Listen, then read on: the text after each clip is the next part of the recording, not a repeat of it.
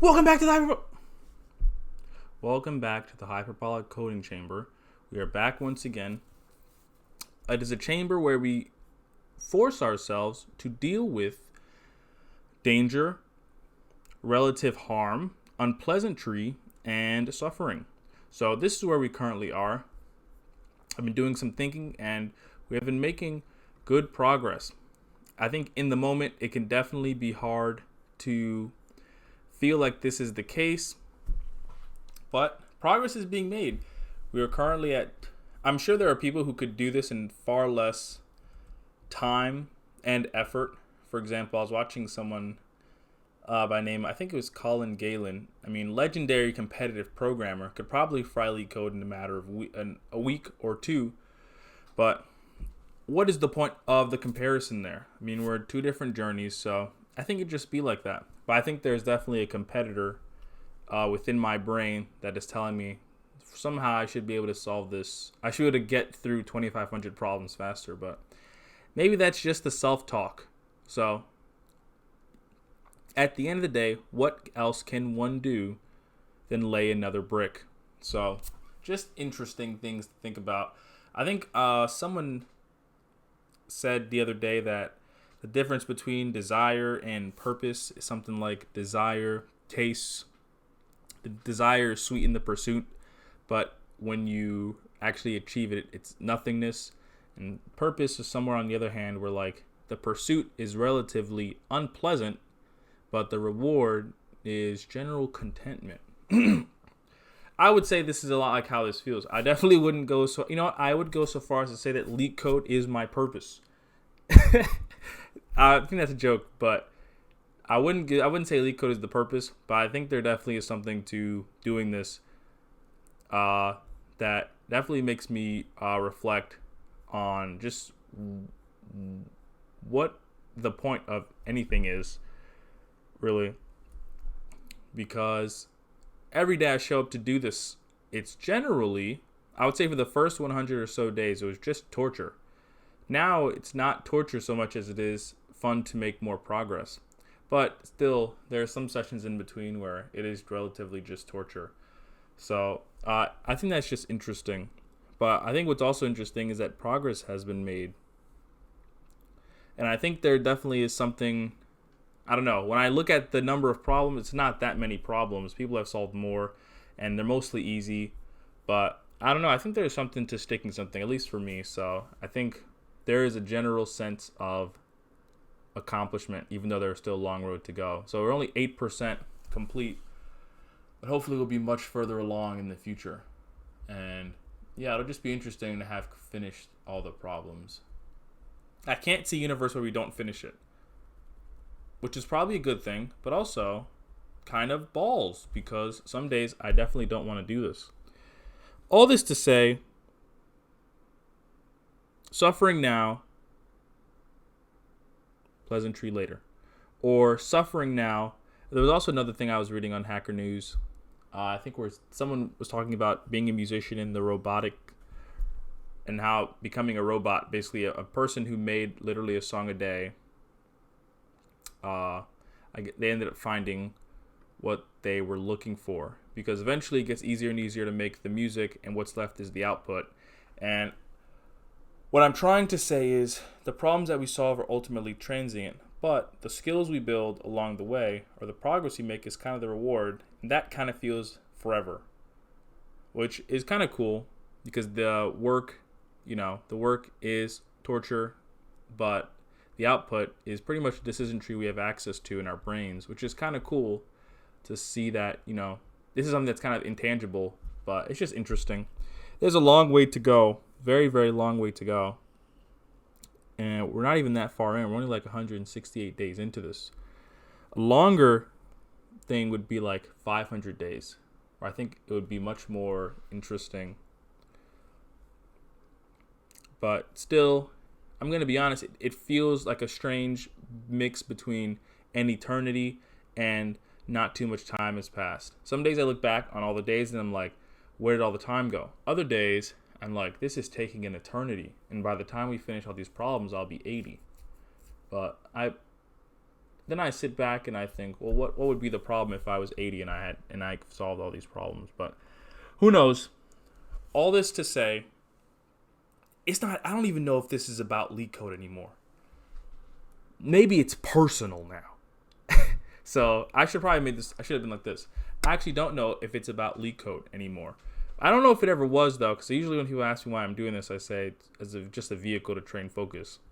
But yeah, the problems are fun at some point because you kind of get to explore a place with almost boundless creativity, with a relatively binary outcome based on the code. But who knows? You know, it would be pretty epic though if we solve all the problems and then LeetCode's like, it's time, you're ready, and they have the final question set for me to answer, and then I become CEO of the company. That would be pretty cool. But we'll reach out to the LeetCode devs to see if that is something that's possible.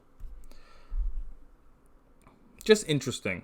I think especially I've been watching the videos back. I know we still have some bit of a sound issue, but I need to order something to fix that. Doing some reflection over the past 2 weeks. The past 2 weeks have been refreshingly difficult.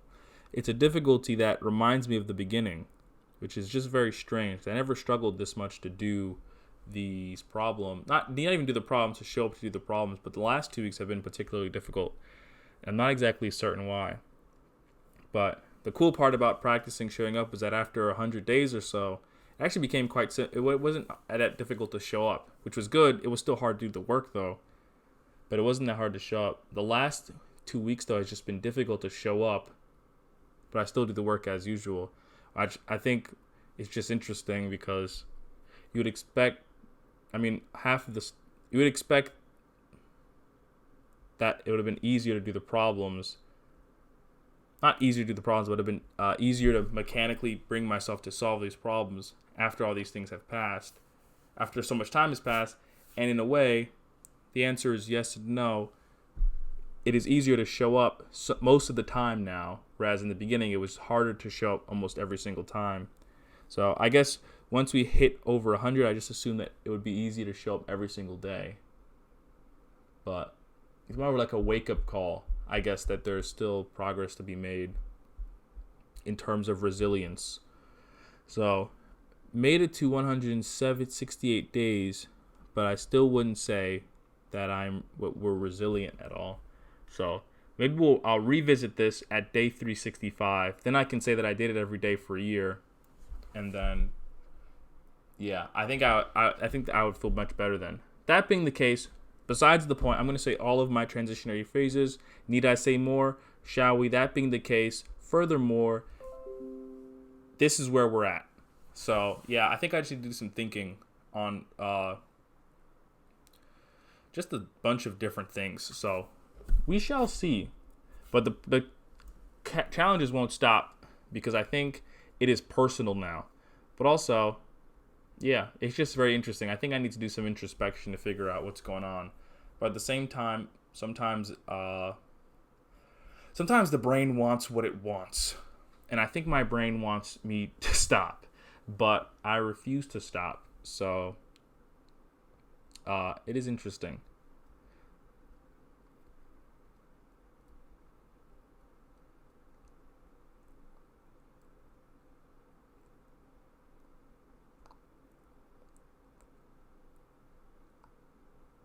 So, So, if you've made it this far into the video, I appreciate you watching. Also, if you subscribed at all or if you've been a part of the journey, I appreciate it as well. So, So, I think we're going to jump into it now. Also, make sure to join the Discord. We have a rapidly expanding Discord with hundreds of thousands of Discord members who are also embarking on their own journeys, be it coding, be it life, be it sculpting, be it anything. So you're definitely going to want to join for that so that you can be a part of this amazing community of people who are creating some pretty cool things. So that's pretty cool. And I think we have over 100 people in the Discord now, which is pretty cool. So the grind don't stop. So if anything, we need to turn the burners up. I would like to get to a place where I'm doing like 2 hours a day, and that would be incredible. That would really expedite the process. But at the heart of that is solving waking up early, because spending 2 hours after, this whole thing is a mess. So it remains to be seen how that will be solved, because I don't necessarily want to do anything after LeetCode is complete. So it's just difficult. I also would like to upskill in certain areas too. Just a lot of priority balancing. Maybe that's why project management is difficult. I digress. The problems must be done. We are back for another day of LC Easies. At this rate, we should reach the 600 completed Easies by the middle of next year.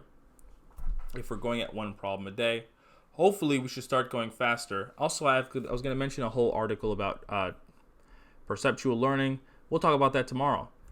That being the case, I'm just going to jump into it. I'm going to set up this 1 hour banger, and we're going to show up today and drop an absolute bonger. So we're back to this problem called fair candy swap.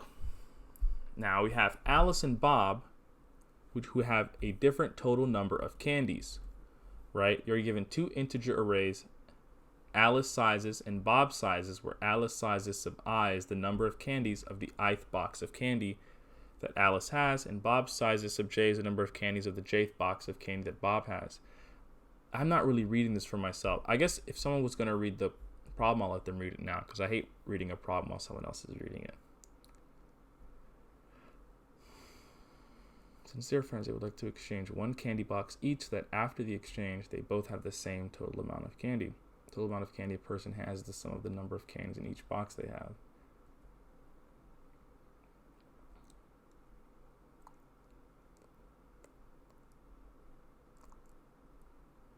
Pretty much, Alice and Bob both have candy. They have different numbers of candy, and they both can exchange one box of candy.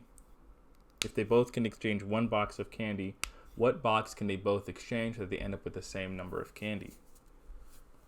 So I think one way this could be solved, this reminds me a lot of two-sum, because what we're really looking for is a number. What if we summed up the number of candies in both boxes? For example, in this original example, right, Alice has boxes of candy that have 1 and 2 within them. Bob has 2 and 3. If we sum them, we get 3, and if we sum these, we get 5.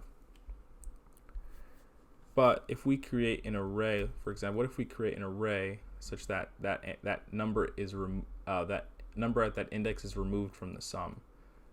For example, this array would now look like this, right? Because the sum is 3, 3 minus 1 is 2, and for our next index we have 2, and our sum would be, 3 minus 2 gives you 1. Now, what if we looked at this same array here?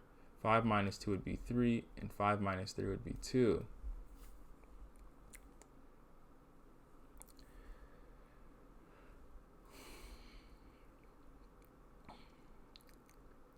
Now the sum would still be the same.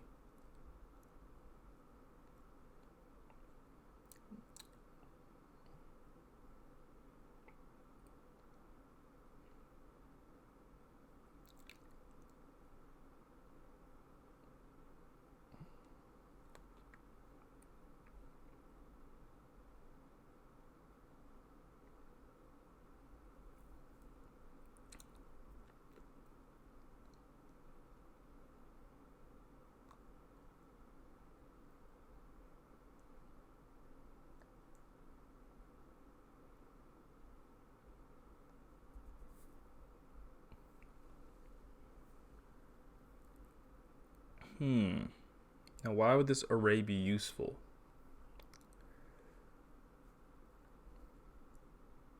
It's basically the same array that we have now.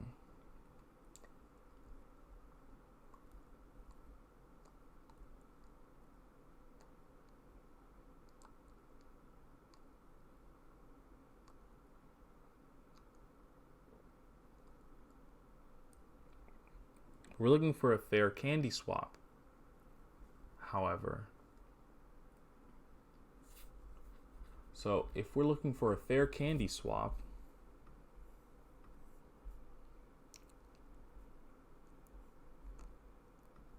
I shouldn't have clicked that. I don't know why I clicked that.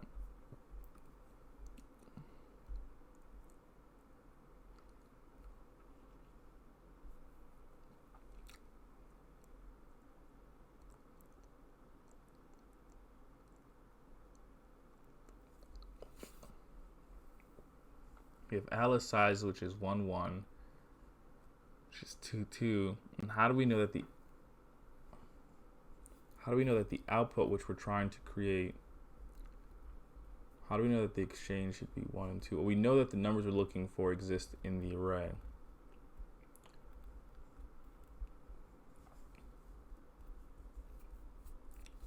So I think what these arrays really represent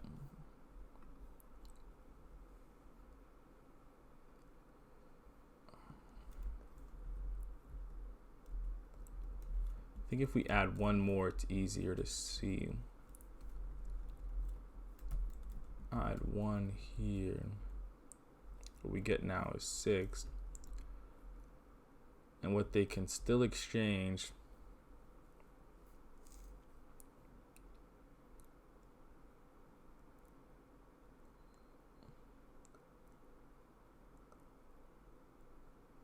right, Alice can give Bob the 2, which will give Bob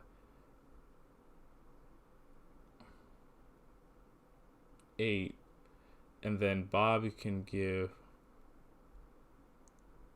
Alice the 3, which will leave him with 5, and her with 5 as well. Now if we create this, what we get is 3, 2, and 3.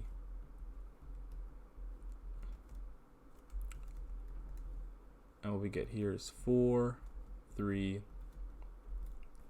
and 5.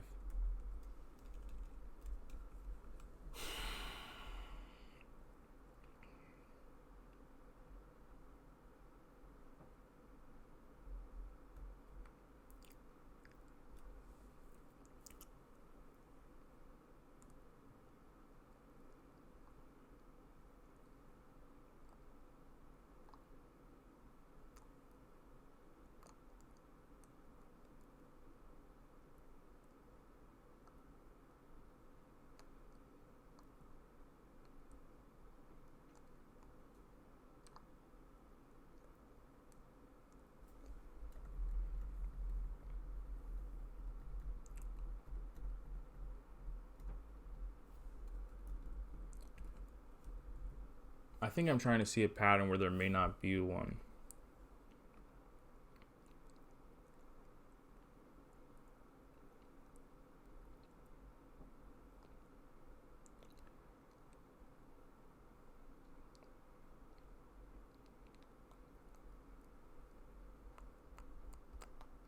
Either way, I think you could still do, maybe you could brute force this in n squared time. Because couldn't you just check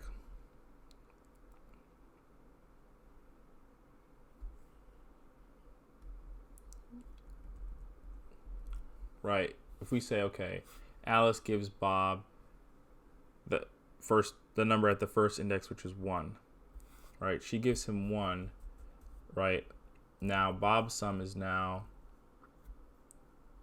5 plus 2 and 3. Well, Bob's sum is now 6.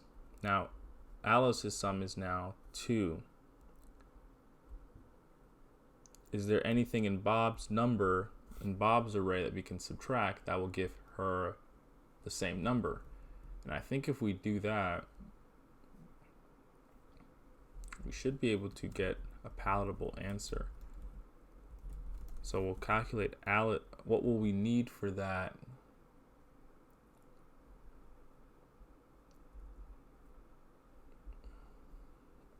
First, we'll just calculate Alice's sum because we'll need both their sums. And once we choose a number from Alice, we'll subtract it from her sum and see if we can find, for this new sum, if there's a number that equalizes their sum. So say Alice sum is equal to Alice sizes dot reduce AB A plus B. And I'm just gonna print these to make sure that I'm using reduce right, because I'm relatively skeptical.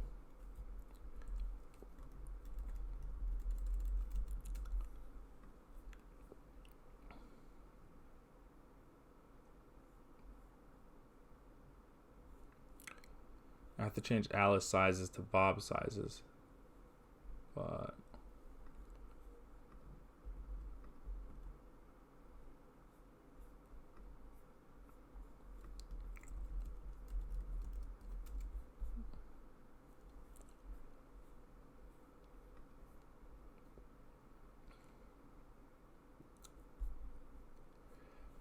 so we get 2 and 4, which makes sense. And then we'll basically say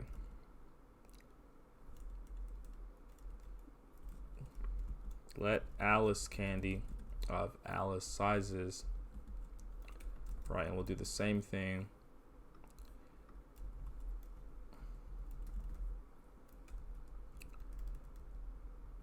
Actually, we'll return that, but we're going to return sooner. And then we'll make Bob candy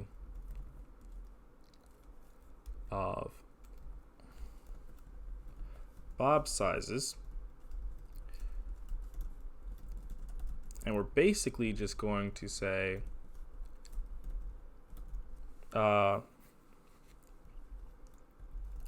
new sum Alice is going to be Alice sum minus Alice candy, right? This is her new sum.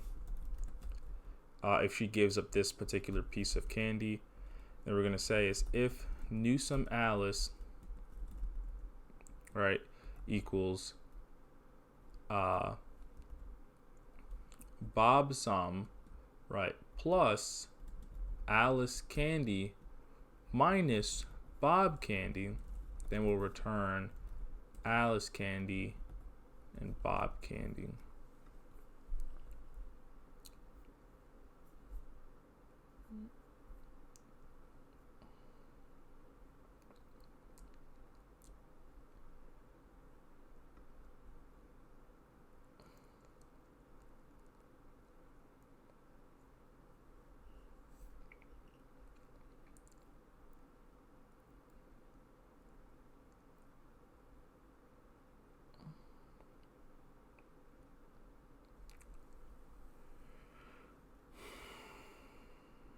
So I returned nothing.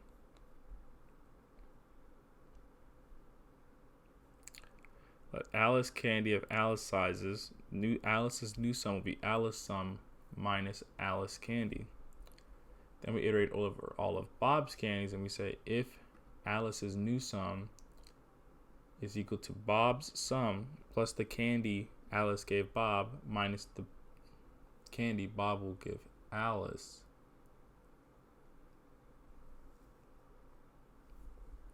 Oh, I think we also have, no wait.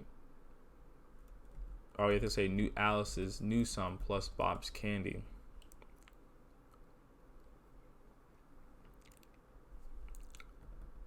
No, but that doesn't make any sense, actually. Us subtracting, oh no, we do have to add. We subtract Alice's candy, right? Bob gives her a new piece of candy. We add Bob's candy, right? We add Alice's candy to Bob's total sum. And then we subtract Bob's candy.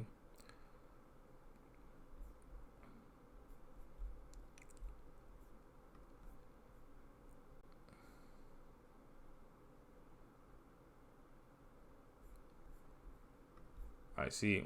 This is n squared, which is pretty bad. Question is, can this be made faster?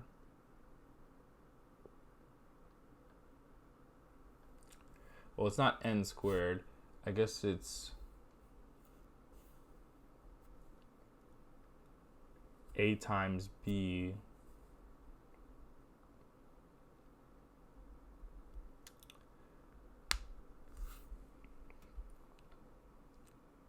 could we do something like A plus B in one pass?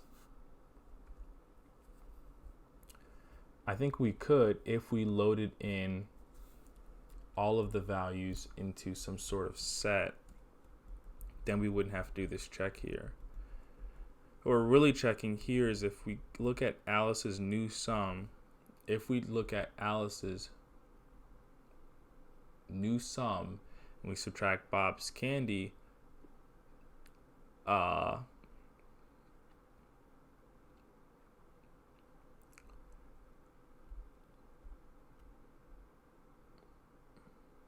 does that exist in a set of all the possible amounts all the possible amounts of Bob's candy that he can own, subtracting his exchange?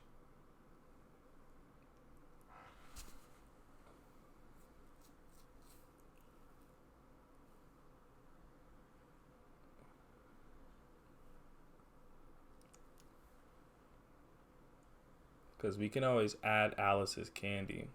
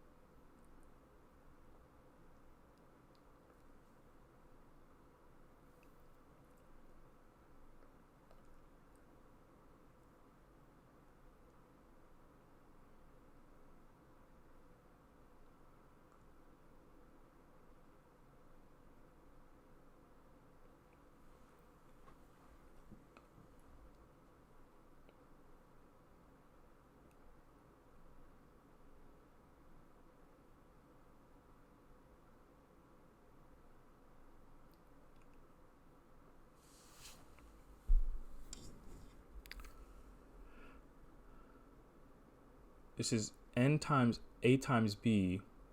What we're really just looking for is doing a particular check. Can we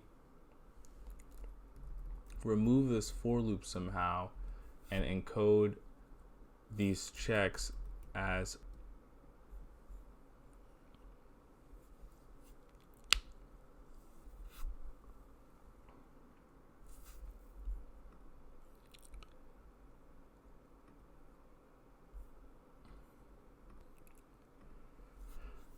can we map this information to some sort of set? If we say Alice's new sum plus Bob's candy, well, if we encode Bob's data into some sort of set that we can check in constant time, then we don't have access to the candy.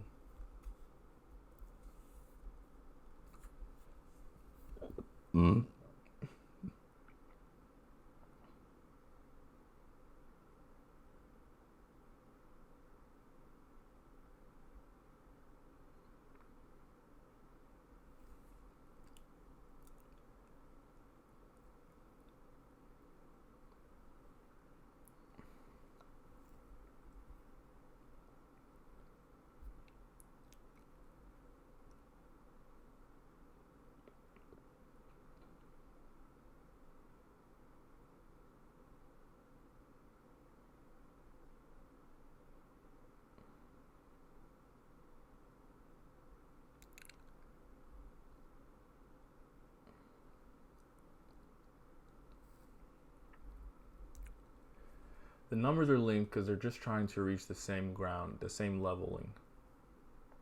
So if they're just trying to reach the same leveling, we could create a set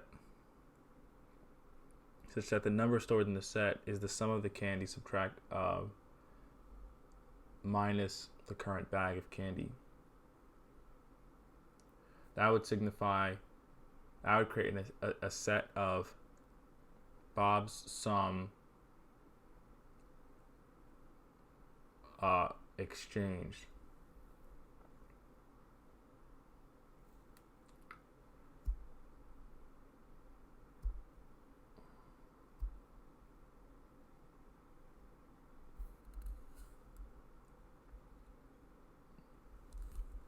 Now what we need to know is if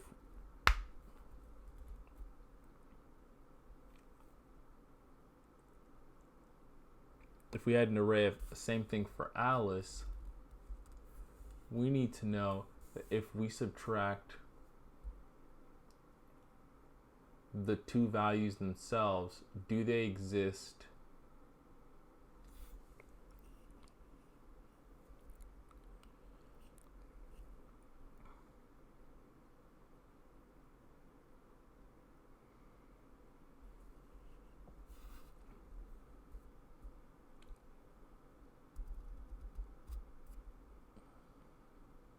for example, we would have 1 and 2. The question would be, the difference between those two values would be 1.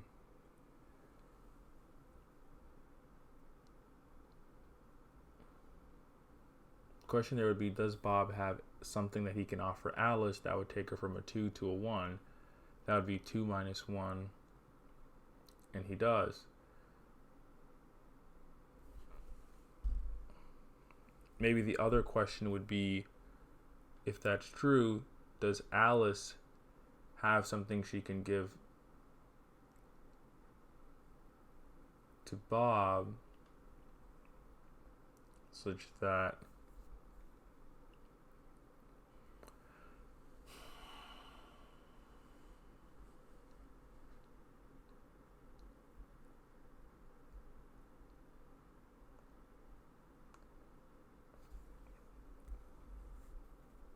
this feels like I'm really close to cracking the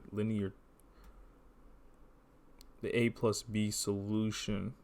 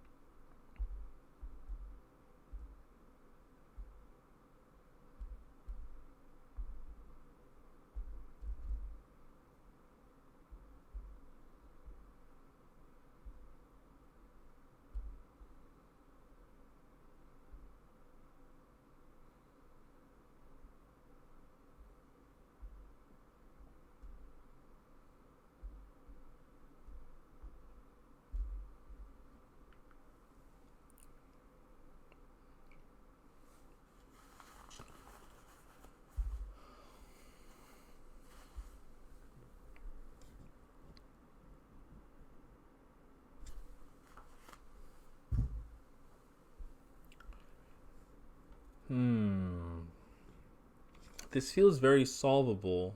We already did the brute force. It feels like you could just create that array that I'm talking about, which is just the difference, which is just what your sum is without a particular index.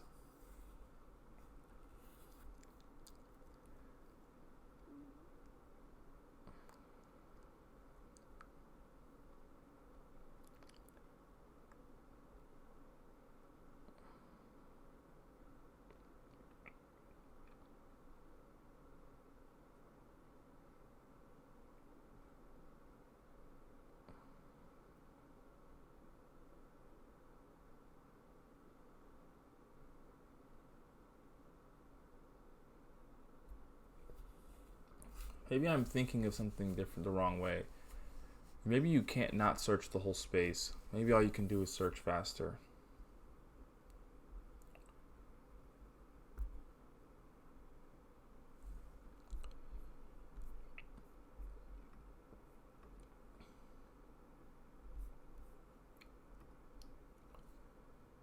Hashtag binary search sorting.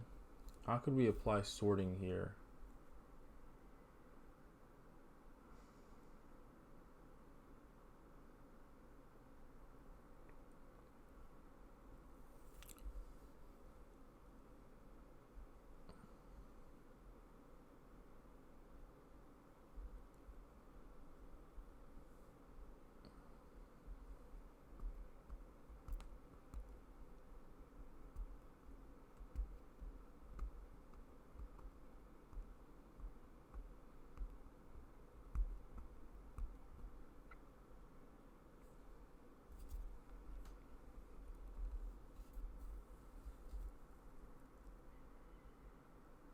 Even if you sorted both, it's unclear how that would lead toward the answer.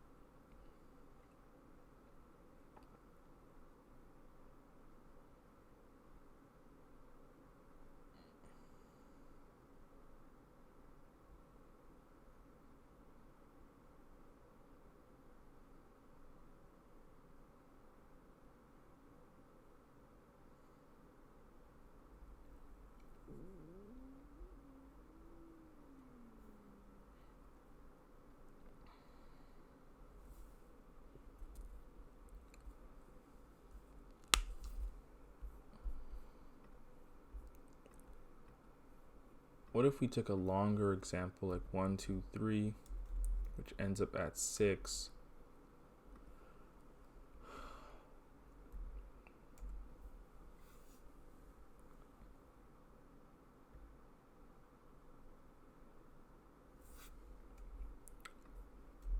Or you add 1, 2, 2, you end up with 5. Here you end up with 6.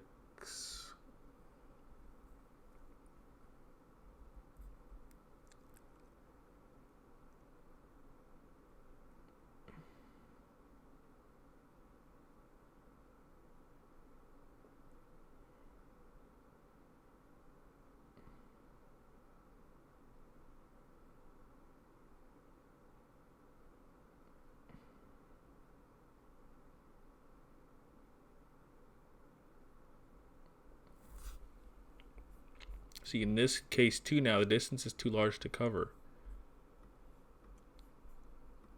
Why do we know it's too large to cover? Because 5 minus 6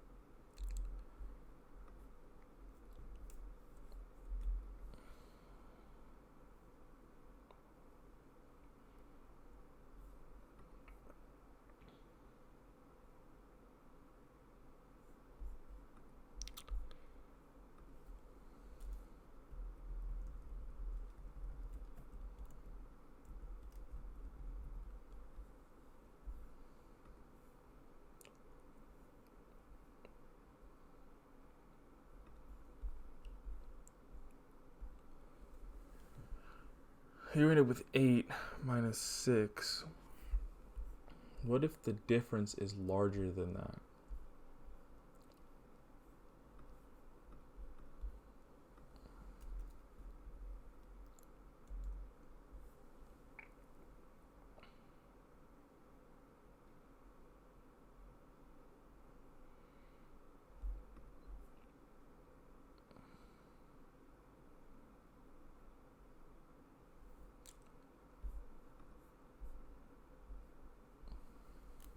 We have 10 minus 6.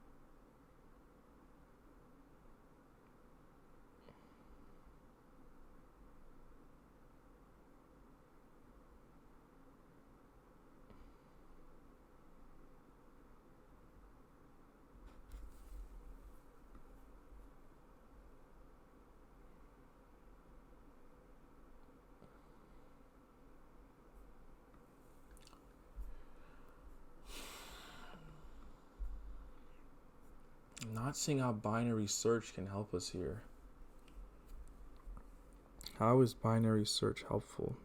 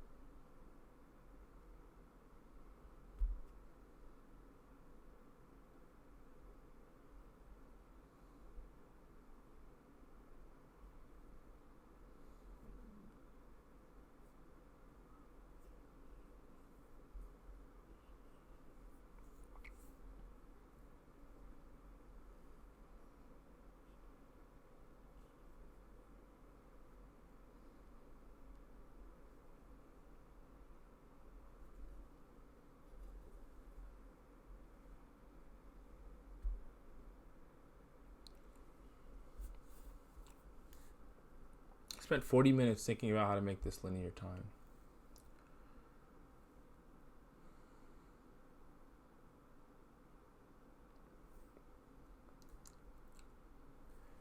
I'm pretty sure you can Memorize this check into a set somehow.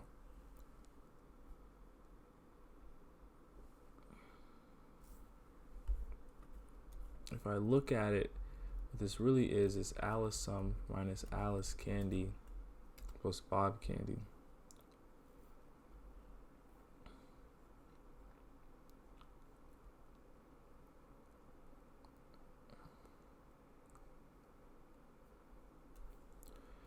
If you abstract both of those parts out, what you really end up with is Alice sum minus Alice candy and Bob sum minus Bob candy.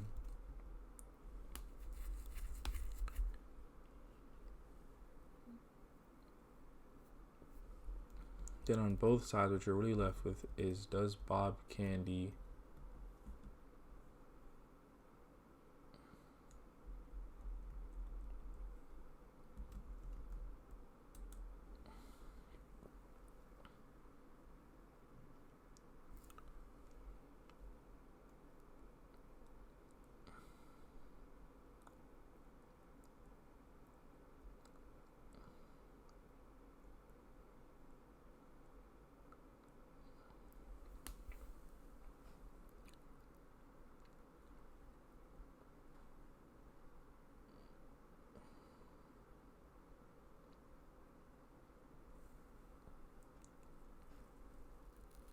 we do Bob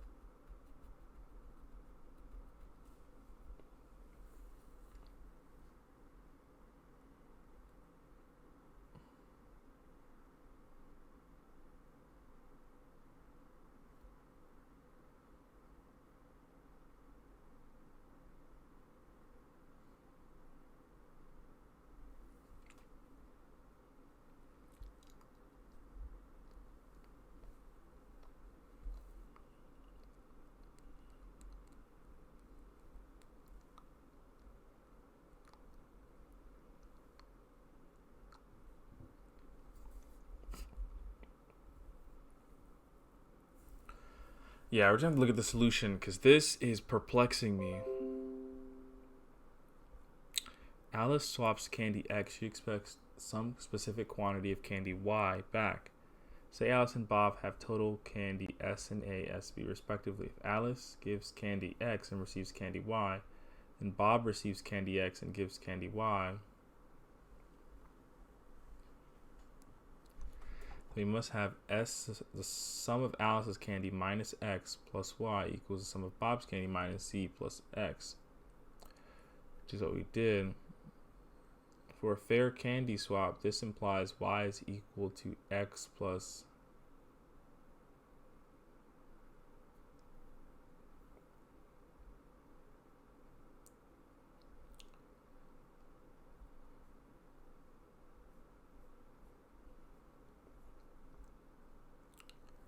calculate the sums of SA and SB. The delta is this.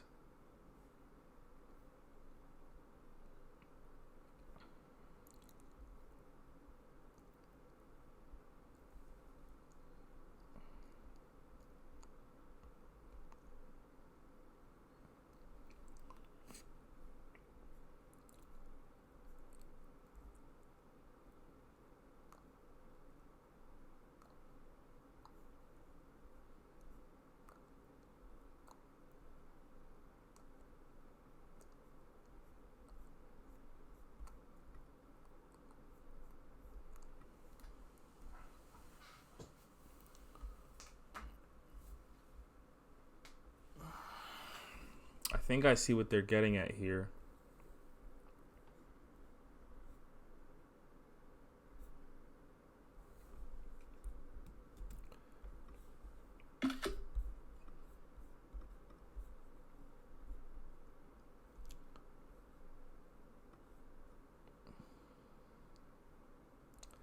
Rip, we had the same exact equation, but I never thought to actually turn it into a function that we could then use to solve the problem. That is very clever. So I'm seeing that we definitely wouldn't have got there. That's interesting though. I'll definitely keep that in mind going forward. You are given a positive integer num consisting only of digits 6 and 9. Return the maximum number you can get by changing at most one digit. 6 becomes 9 and 9 becomes 6.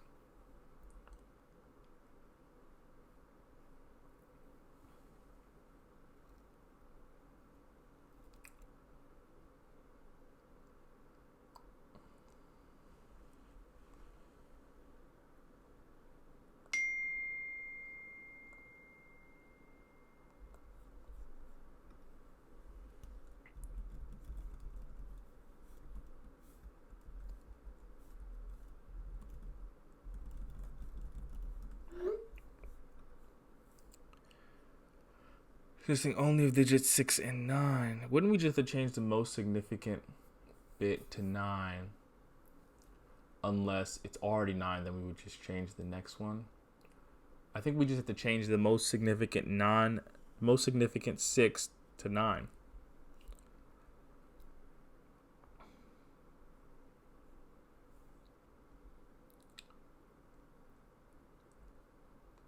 Right, so I think we could write a solution to this. Change most significant 6 to 9. If there's no most significant 6, that means we're all 9, so we should return number. So what I'll do is I'll say S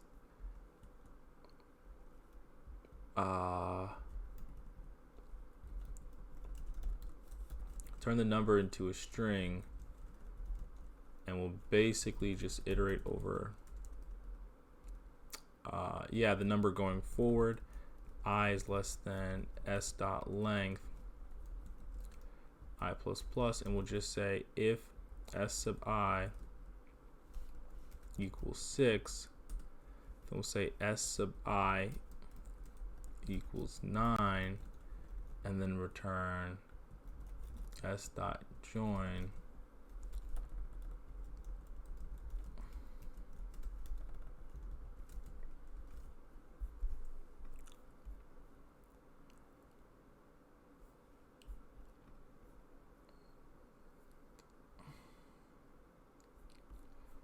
Okay, I actually have to go, so we'll stop there, but it's a good, nice 1 hour.